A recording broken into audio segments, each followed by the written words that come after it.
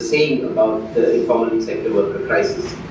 Now, sometime in the late 2021 or so, two people just suddenly showed up at my doorstep at home, and they said they started inquiring if this was the permanent address, if this was the registered address for Standard Purpose Action Network. And I said, look, Swan, and I didn't know who these people were, so I invited them in. And I said, look, Swan was not a registered organization. It emerged as a response mechanism to the crisis that was unfolding. And then I asked them, then it occurred to me to ask them who they were. And I said, excuse me, who are you that you are asking me, and how do you know where I live? And they very nonchalantly said, oh, हमारे database में है.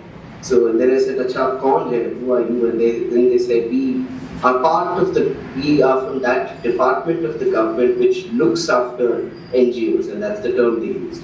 So when I said, okay, it must be, you must be affiliated to some ministry. So could you elaborate a little bit? And then I asked them for their ID cards, and one of them showed their ID cards, and they were from the Ministry of Home Affairs. So it was a very clear way for, it was not subtle at all. The fact that they know where I live, they know the usage of words like हमारे database में है, and we look after NGOs and so on. It was a very clear signaling of the fact that, okay, we know, we are watching you.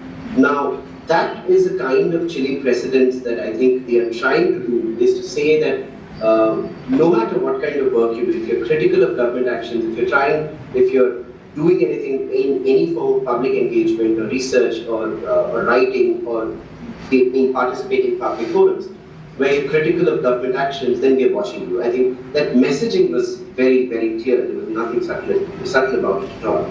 Now, jumping a few steps to my current stint in Azim University, I must say that at APU, perhaps because of the distance from Delhi, or perhaps because of various other factors, the administration has not directly questioned my work or questioned my actions, so to say. But there are several questions still remain, and these are very critical for us to engage in. Maybe IAFN as a network can think and reflect on how to do this. One of the things is self-censorship.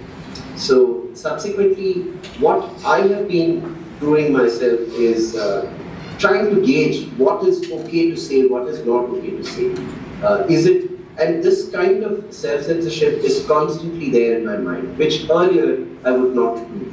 And very simple things, recently as part of another civil society platform called Bahutva Karnataka, we released a report on 10 years of Modi government, the promises, we call it a guarantee check.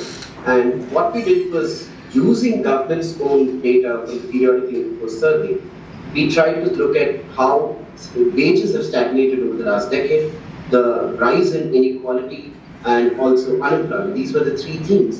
And when we did a press conference, I was told by one of my lawyer friends in Bangalore, we did a press conference in Bangalore to release the report. And I worked very hard on the report as part of the team that worked on the report. And so I was presenting at the press conference, but I was told explicitly by my lawyer friend not to put the university affiliation. And even I thought about it, I was not going to put the university affiliation. In normal course of time, if anyone has been participating in a particular work of research, or which is through a press conference or through any other medium of release, it is obvious that one would put their affiliation without thinking, because the affiliation in a way also acts as your identity, and it establishes a credibility of the work that you've been part of. So I think it's these kind of things that there is definitely I have to think twice in the way I write, in what I write, in the choice of words. So what I would normally do 2 times of editing of my writing, I have to do it 5 times now, just to be doubly careful and sure.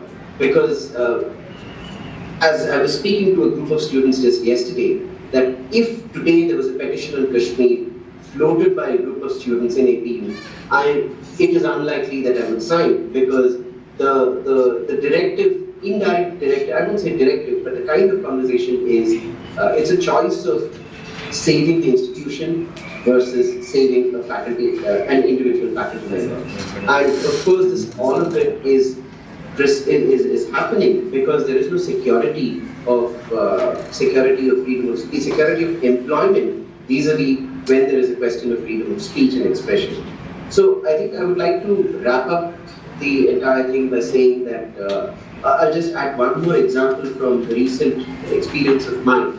This was I was working in Bihar, maybe doing some voter registration work, and there was a news report by the BBC, and I explicitly told the BBC news reporter not to put the affiliation there.